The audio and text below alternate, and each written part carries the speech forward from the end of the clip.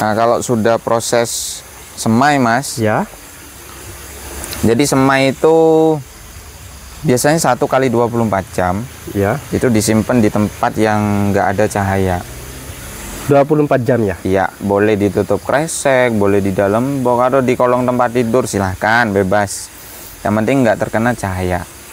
Oke. Boleh terkena cahaya, cuman biasanya sproutnya atau germinasinya dia lebih lambat.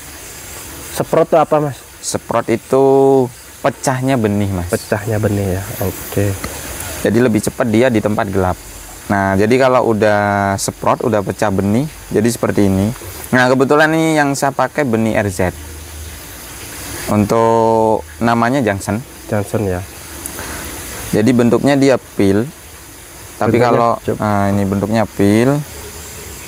Bentar teman-teman, ini bentuknya. Oh, seperti ini ya. Oke. Oh, dia pecah, Mas ya? Ya, dia udah pecah. Ini usianya masih 2 HSS, Mas. 2 HSS ya. 2 hari setelah semai. Oke. Nah, ini di nampan, Mas. Jadi kebetulan saya nyemainya di nampan. Ini nampan yang biasa dipakai buat kue ya. Iya. Cuman saya pakai buat nanam. Nah, jadi semainya di nampan. Di nampan ini biasanya saya 4 hari. 4 hari ya. Oke. Nah, nanti setelah dari nampan, nanti pindah proses berikutnya, Mas. Ayo, sini, Mas. Wah, ini teman-teman ya. Sangat luas ya tempatnya ya.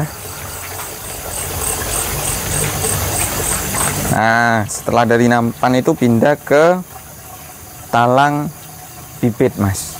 Oh, ini talang bibit namanya? Ya, silahkan wis mau talang bibit, talang semai, permajaan bibit. Ini teman-teman nih. Ini umur berapa, Mas? Kalau ini baru 7 hari, Mas, 7 HSS. 7 HSS. HSS itu apa, Mas? Hari setelah semai. Hari Jadi setelah semai. ada HSS, ada HST. HST ini biasa dipakai di pertanian konvensional, Mas, atau di tanah. Ya. HST itu hari setelah tanam.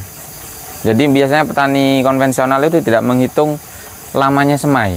Namanya semai. Tapi yang dihitung ketika sudah pindah sudah ditanam. Lahan ya? Ya, sudah di lahan baru mereka hitung. Nah, kalau di hidroponik itu lebih rinci lagi, Mas. Bedanya di sana. Oh. Jadi dia menghitung berdasarkan semainya. Jadi dari biji. Dari awal lah ya. Ya. Jadi secara bisnis lebih rinci hidroponik perhitungannya. Oh, gitu. Nah, jadi di sini biasanya saya lamanya 10 hari. 10 hari di penyemaian talang. Sorry. Kok penyemaian ya? Sorry, Mas, 10 hari itu total dari nampan. Dari nampan ke... Berarti kan nampan 4 hari, di sini 6 hari. Oh, gitu. Jadi 10 hari semuanya. Ya, jadi totalnya 10 hari. Terus baru pindah ke permajaan. Permajaan. Nah, jadi saya kasih contoh dulu ya, Mas. Oke. Talang bibit usahakan jangan tumbuh lumut ya. Oh, nggak ada lumutnya ya? Nah, jadi lumut bolehlah tumbuh di rock wool, cuman standar ya, jangan terlalu ya. Contoh kayak gini. Oh, gitu. Karena lumut itu menghambat pertumbuhan, Mas. Pertumbuhan. Dan pastikan juga akarnya sehat ya, Mas. Nah, putih. Jadi tidak coklat, nggak hitam. Nah, ini teman-teman nih. Putih. Itu. Oh, ini putih. Oke. Nah, jadi nanti dari sini ketika sudah bisa 10 hari pindah ke permajaan, Mas. Oh, ini permajaan ya? Nah, ini permajaan. Oh, ini yang diomongin tadi jarak ya, antar jarak ya? Ya, nah ini jaraknya cuman 10 cm, Mas, ini. 10 cm ya. Jadi 10 cm as ya, titik tengah. Titik tengah ya. Oke. Dan ini juga teman-teman mungkin banyak yang tahu di zigzag, Mas. Nah, itu gimana itu, Mas? Nah, kalau ini kan lurus nih ya. Ya. Kalau zigzag, nah misal ini saya zigzag ya, Mas. Ya, zigzag. Pasti ada bolongan di sini. Iya. Sama di sini kan. Nah, jarak ke sini, Mas, ini nggak sampai 10. Oh, bukan permajaan namanya ya. Tapi ke sini, dari jarak sini ke sini, Mas, ini lebih dari 10. Oh, cuma isinya lebih banyak. Isinya lebih banyak, tapi resikonya, Mas, cenderung nanti tanaman bakal stres karena akarnya pasti tempuk. Oh, gitu. kan usia remaja itu rata-rata separuh dari usia produksi, Mas.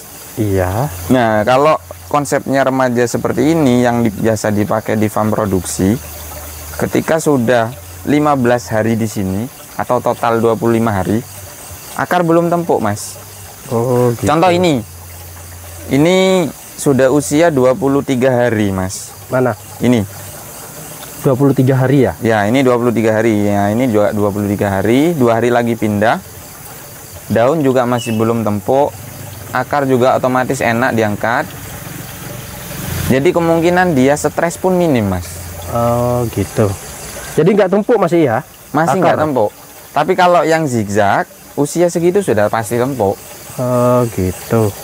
Nah, jadi dipertimbangkan lagi. Memang dengan model seperti ini boros bahan, tapi hasil juga gak mungkin ini ya, Mas, gak mungkin bohong lah. Iya. Jadi dipertimbangkan lagi untuk model peremajaan yang zigzag. Oke. Terus? Nah, nanti setelah dari remaja ini, Mas, umur 25 hari di sini, 15 hari di sini, pindah ke produksi, Mas. Produksi. Nah, ini produksi. Nah, ini contoh baby romaine. Ini Romaine. usianya masih 31 hari. Nah, ini, Mas, jaraknya juga udah beda kan? Ini 20. Jadi kalau saya jengkal, satu jengkal, ini 20. Ini 20 ya, Mas ya? 20 cm as-as ya, Mas ya? Ya, 20 cm ke sini dan juga 20 cm ke sini, Mas. Oh, gitu. Nah, kenapa harus persegi? Karena sebetulnya daun dia tidak melebar satu sisi, Mas. Oh, ya ya. Tapi ke semua sisi. Segala arah lah ya. Iya. Kalau misalkan dia dipersempit, nanti cenderung dia meninggi. Tampilannya juga jelek, Mas. Oh, gitu. Karena selada itu menurut saya, cuman Ya, yang ada di pasaran kualitasnya kan dia harus proporsional. Biasanya tinggi setelah dikemas, di packing tidak lebih dari 30 cm. Tidak lebih dari 30 cm. Oh, gitu. Atau kalau yang keriting hijau, nah ini seperti ini. Ini pendek ini. Yang keriting hijau. Kalau segini kan 15 cm nih, Mas. Nah, ini belum 15 cm. Oh, gitu. Jadi pendek, tidak ada batang. Daun juga mulus. Bagus ya, Mas ya.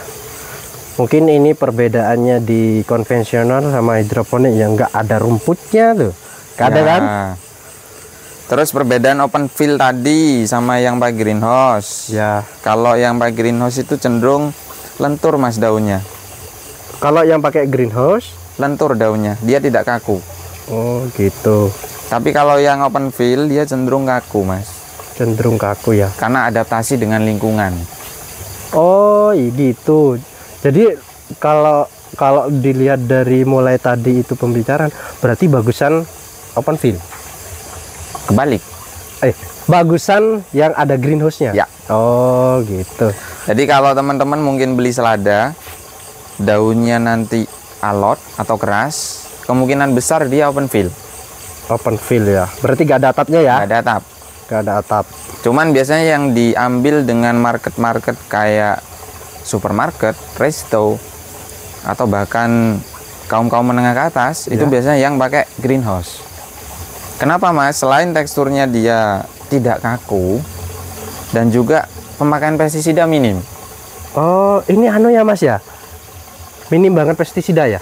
Ya, jadi kebun ini tidak bebas pestisida. Nah, mungkin ini, Mas ya, banyak yang menggaung-gaungkan hidroponik tanpa pestisida, hidroponik Betul. ini anu ya.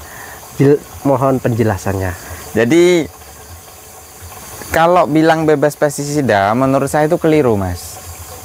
Saya belum pernah tahu, saya sudah hampir 5 tahun, Mas, 5 tahun jalan, belum pernah tahu kebun yang tidak menggunakan pestisida sama sekali. Itu saya belum pernah tahu. Oh, belum. Berarti banyak yang bohong ya. Jadi lebih baik kita bilang ke konsumen itu dengan jujur, bukan bebas pestisida, tapi rendah residu. Rendah residu. bahkan kosong. Nah, ini yang rancu, Mas. Bedakan pestisida dengan residu.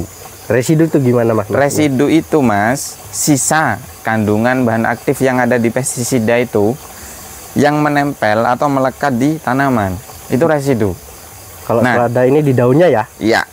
Yang bahaya itu residu, bukan pestisidanya. Karena orang nggak mungkin minum pestisida, Mas. Ah, benar. Wah, ini ingat teman-teman ya. Jadi kalau kebun ini bukan bebas pestisida, saya tekankan, tapi rendah residu. Residu. Bahkan bisa saya katakan zero residu. Karena Kenapa saya bilang zero residu? Karena kebun ini pestisida hanya dipakai dengan interval terpendek 14 hari sebelum panen. 14 hari sebelum panen. Betul. Jadi kalau itu masih ada jangka waktu berapa itu? 14 hari, Mas ya? Iya, Berarti kena penguapan hilang juga ya? betul. Itu teman-teman ingat ya. Bukan tanpa pestisida. Dan Tapi di sini tidak pakai perekat, Mas. perekat itu maksudnya gimana, Mas? Jadi pestisida itu ada tambahan perekat supaya bahan aktifnya lama menempel. Menempel di daun. Betul. Atau juga sistemik yang dipakai. Karena pestisida ada dua, ada sistemik, ada kontak. Nah, yang dipakai di sini itu yang kontak dan tidak pakai perekat. Oh, ketika ada penguapan Pasti itu hilang. Hilang ya? Iya. Yes. Mantap.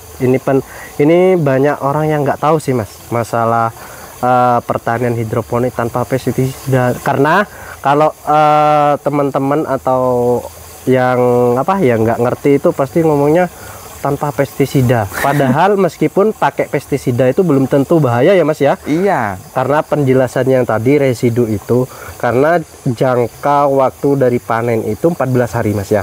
betul. Jadi kena penguapan pasti hilang. Ya. Oke. Yang penting kita kalau mau pakai pestisida, Mas, pesan saya itu yang pertama tepat guna. Yang dimaksud tepat guna, pestisida kan banyak macamnya. Ya, Misal kena mata kodok nih, Cercospora. ya. Nah, kita pakai fungisida. Jangan pakai herbisida, jangan pakai insektisida. Wah, itu teman-teman apa itu searching sendiri ya. Nah, jadi searching sendiri ya. Karena background saya bukan pertanian nih, jadi saya jelasin alamiah aja deh, Mas. Nah, mantap. Background saya IT nih. Terus yang kedua, tepat dosis, Mas. Tepat dosis. Nah, jangan kita niru pertanian konvensional, dosis itu nomor sekian. Kalau Oke. konvensional kan biasanya pakai takaran sendok berapa tutup. Oh iya benar, itu benar. kalau kita janganlah. Dosis itu patuhi. Jadi misalkan di kemasan tertera dosis 1 mili, ya udah kita ikutin. 1 mili, jangan kita lebihkan. Oh, berarti ngikutin yang tertera di Ya, kemasan. di kemasan. Atau kalau ada dosis yang lebih rendah lagi, misal 0,5, ya kita pakai 0,5. Itu. Siap. Itu tepat dosis. Terus yang ketiga, tepat aplikasi, Mas. Aplikasi. Nah, jadi yang dimaksud tepat aplikasi, misal nih kita pakai obat sistemik. Oke. Sistemik ini kan dia masuk ke jaringan daun, Mas. Nah, bedanya dengan kontak, kalau kontak hanya melapisi. Wah, oke Nah, teman-teman. ini lebih detail lagi ya, Mas. Kalau sistemik dia masuk ke jaringan daun. Nah, misal kita pakai sistemik, kita nyemprotnya ya jangan pagi, siang, sore. Usahakan malam. Malam. Kenapa? Karena stomata mulut daun itu bukanya mulai sore sampai pagi subuh biasanya. Oke. Nah, oke. makanya kenapa petani cabe terus gobis itu nyemprotnya malam. Malam. Karena mereka rata-rata sistemik obatnya. Nah, cuma kalau di konvensional, Mas, nyemprot malam gimana, Mas? Biasanya maghrib, Mas. Oh, maghrib. Maghrib biasanya. Kalau ini kapan aja oke ya, karena ada Kapan aja atapnya ya, oke, ada karena ada lampunya. atap. Nah, itu teman-teman perbedaannya. Lebih mudah. Lanjut. Terus yang keempat, Mas, tepat sasaran. Tepat sasaran. Tepat sasaran itu gini, misal yang kita alami di sini itu mata kodok. Mata kodok. Mata kodok ini Cercospora kan. Nah, busuk batang itu juga jamur, Mas, tapi beda. Itu namanya Phytophthora. Nah, ini Oke. jangan kita pakai fungisida yang khusus Phytophthora. Kalau yang terserang Cercospora. Dengerin teman-teman. Kalau kita pakai Phytophthora ya Cercosporanya tetap ada. Nah, jadi kita pakai yang Cercospora. Nah, ini yang saya maksud tepat sasaran. Atau kita misal mau nyemprot kutu-kutuan nih, yang ada trip di sini. Nah, kita beli insektisidanya khusus kutu daun atau apit yang nggak mati tripnya. Oke. Tuh. Terus yang terakhir, Mas, itu juga kita harus tahu label. Jadi label pestisida itu bisa teman-teman searching di Kementerian Pertanian ya. Itu ada warna biru, warna hijau, warna kuning, warna merah. Ya. Nah, biasanya yang dipakai untuk residu rendah itu maksimal itu warna biru, tapi usahakan warna hijau. Untuk merah kuning jangan sekali-kali teman pakai, hindarin lah. Cukup pertanian konvensional aja yang pakai. Itulah ya Mas perbedaannya pertanian modern sama konvensional ya. Iya. Jadi harus ada perbedaan ini. Logikanya Mas, kita jual ini sudah mahal. Oh iya ya benar ya, masa barangnya jelek lah ya. Oke Mas, buat penutup dan buat anak muda Indonesia atau petani-petani milenial, pesan dan sarannya. Pesan saya satu, regenerasi petaninya. Ya, jadi petani itu kan sudah melekat di kita ya, warga Indonesia itu kan kalangan orang tua. Iya benar. Kenapa saya bilang regenerasi? Karena negara itu bakal hidup kalau ada pangan, Mas.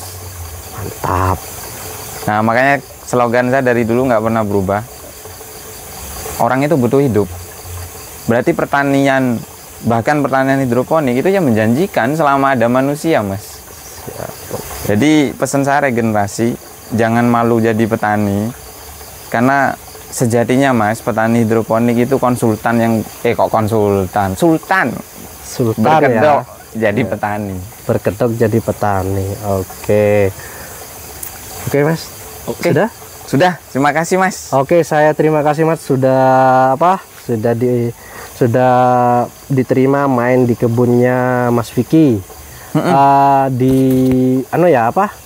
Oh iya Mas, mungkin IG ada IG-nya atau TikTok-nya. Oke, kalau mau cek IG ada Hidroponiku Jember. Oke. K-nya satu ya, bukan double. Terus TikTok juga ada sama Hidroponiku Jember. Atau kalau mau langsung berkunjung ke kebun, monggo. Cuman janjian dulu ya, takutnya saya nggak ada di lokasi. Untuk lokasinya di Jember Selatan, tepatnya di Kecamatan Jenggawa, di Desa Kemuning Sari Kidul. Atau bisa search di map. Itu ada Mas ya? Ada. Hidroponiku Jember ada ya? Oke, mantap. Nanti nomornya saya cantumkan. Oke, terima kasih Mas Vicky. Sama-sama Selamat Mas. malam. Selamat malam.